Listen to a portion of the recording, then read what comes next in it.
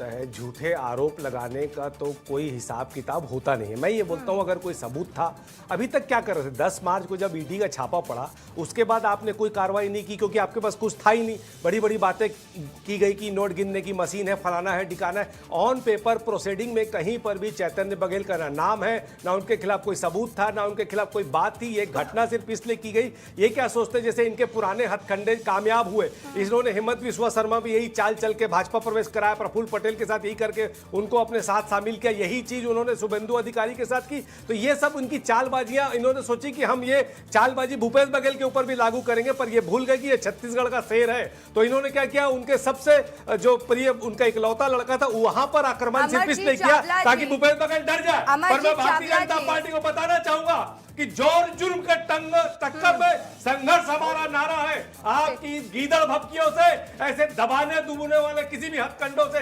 कांग्रेस ना घबराई है ना घबराएगी। और 22 तारीख को पूरे छत्तीसगढ़ में आर्थिक नाकेबंदी करके ये नारा 22 तारीख के लिए तैयार रखिएगा। जितने भी यहाँ नारा लगाने से नहीं होगा। 22 तारीख को बोलिएगा। अपनी आवाज थोड़ी एनर्जी को उस दिन के लिए बचा के रखिए। चोरी और सीना चोरी सिर्फ कांग्रेसी कर सकते हैं, सिर्फ कांग्रेसी कर सकते हैं। चैनल पे बैठ के जज बन रहे छत्तीसगढ़ की जमीन को बिल्कुल नहीं चलेगा। ये गंदा काम नहीं आएगा। कुछ नया सीख के आइए, कुछ नया सीख कर आइए। वही डायलॉग नहीं चलेगा। चोरी किए हैं तो सजा मिलेगी और घनघोर मिलेगी, कड़ी मिलेगी।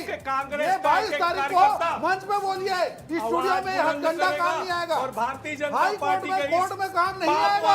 आप इस बात को स्वीकार कीजिए कि भूपेश बघेल जी की अगुवाई में 5 साल कमीशन खोरी, भ्रष्टाचार हुआ, हर विभाग में लूट हुआ। उसी का परिणाम है जो फसल उन्होंने बोया है वो उनको काटना पड़ रहा है। इस बात को स्वीकार करिए। जो आप शायरी बोल रहे हैं ना, ये 22 तारीख को काम आएगा। चक्का जाम के दिन बोलिएगा, आज काम नहीं आएगा। कोर्ट में दलील काम नहीं आएगा, कोर्ट में दलील काम नहीं आएगा। जब चोरी कर रहे थे तब सोचना था, जब कमीशन ले रहे थे सौम्या चौरसिया के साथ, विनोद वर्मा के साथ, सुशील गर्ग के साथ, राजू साहू के साथ मिलकर गिरोहबाजी किया है, तब आपको सोचना था। आज काम नहीं आएगा, आज ये काम नहीं आएगा। कुछ नया लाइए। आप देखिएगा अमरजीत चावला जी, मेरा सवाल आपसे ही रहेगा। आप कह रहे हैं कि देखिए कि कोई भी सबूत नहीं मिले, दबाव की राजनीति की जा रही है जिस वजह से चैतन्य बघेल की गिरफ्तारी हुई है।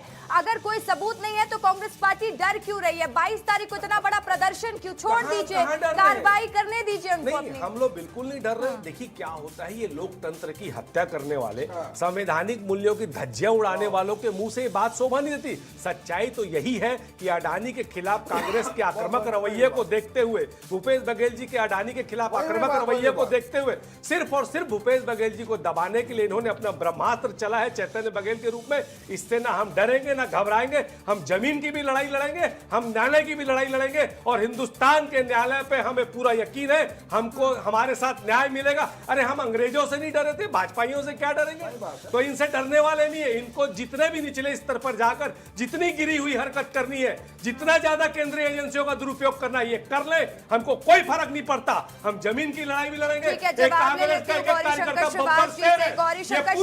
भारतीय जनता पार्टी में बार बार ये आरोप लगता है कि सरकार